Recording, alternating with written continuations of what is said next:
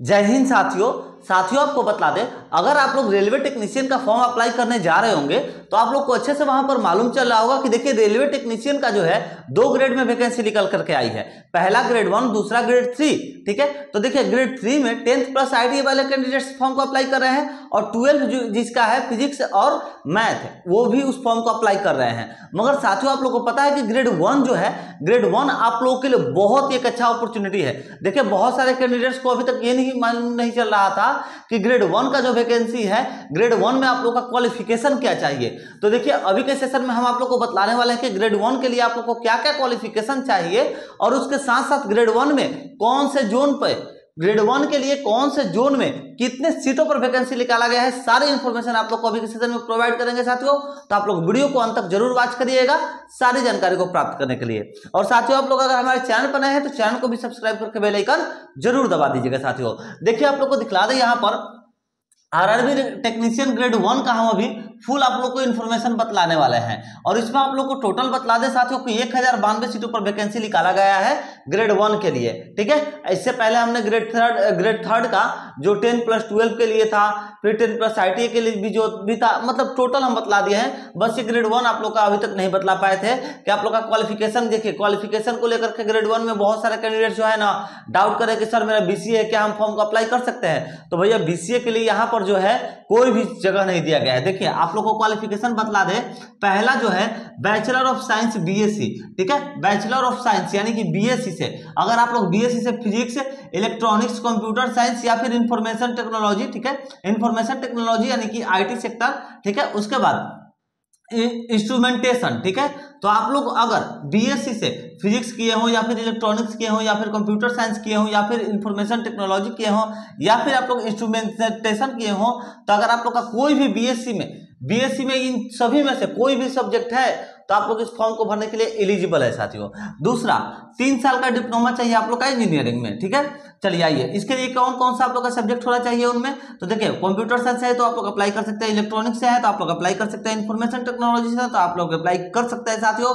उसके साथ साथ इंस्ट्रूमेंटेशन अगर आप लोग का है, डिप्लोमा में 3 साल का डिप्लोमा में इंस्ट्रूमेंटेशन है तो आप लोग फॉर्म को अप्लाई कर सकते हैं। तीसरा नंबर जो है वो है साथियों डिग्री इन इंजीनियरिंग यानी कि बीटेक के लिए। तो देखिए साथियों मैंने पहले भी बोला था तो बीटेक के लिए अच्छा खासा आप लोग का अपॉर्चुनिटी है, क्योंकि देखिए बीटेक में बहुत सारे कैंडिडेट जो होते हैं हाँ आप लोग का जो कि कंप्यूटर साइंस को सिलेक्ट करते हैं। ठीक है, तो बीटेक में आप लोग इलेक्ट्रॉनिक्स है तो भैया आप लोग कर सकते हैं, कंप्यूटर साइंस है तो कर सकते हैं, फिजिक्स है तो कर सकते हैं, इंफॉर्मेशन टेक्नोलॉजी यानी कि IT सेक्टर से आप लोग है तो कर सकते हैं। उसके बाद साथियों इंस्ट्रूमेंटेशन अगर है तो भैया बीटेक से तो आप लोग इस फॉर्म को भरने के लिए एलिजिबल है। आप लोग का ये साथियों ग्रेड 1 के लिए क्वालिफिकेशन है। अगर BSc में इन सभी सब्जेक्ट में से कोई भी एक सब्जेक्ट है तो आप लोग भर सकते हैं, चाहे मेन सब्जेक्ट हो चाहे साइड सब्जेक्ट से हो। मान लीजिए जैसे फिजिक्स है, फिजिक्स अगर आपका मेन सब्जेक्ट है BSc में फिर भी अप्लाई कर सकता है। साइड से अगर है मान लीजिए जो एक्स्ट्रा सब्जेक्ट में लिया जाता है अगर उसमें एक्स्ट्रा सब्जेक्ट में अगर आपका फिजिक्स है फिर भी आप लोग फॉर्म को अप्लाई कर सकते हैं। ठीक है, तो ये हो गया आप लोग का साथियों क्वालिफिकेशन जो कि ग्रेड 1 के लिए चाहिए। और देखिए भैया आप लोग का जो ये ग्रेड 1 है ना, ग्रेड 1 जो है पहली बार वैकेंसी निकाला गया है। ठीक है, पहली बार रेलवे की तरफ से ग्रेड 1 की वैकेंसी आई है और इसमें पेमेंट बहुत अच्छा खासा आप लोग को देखने को मिलेगा साथियों, बहुत अच्छी सैलरी आप लोग को देखने को मिलेगी।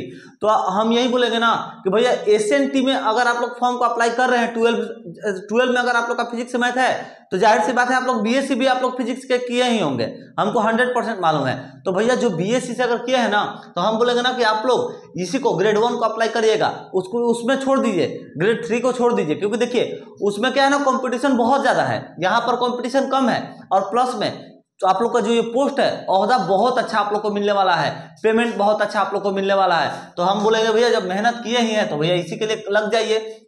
ज्यादा कुछ सिलेबस में चेंजेस नहीं है, सिलेबस आप लोग अगर कमेंट करिएगा तो सिलेबस भी आप लोग को बतला देंगे।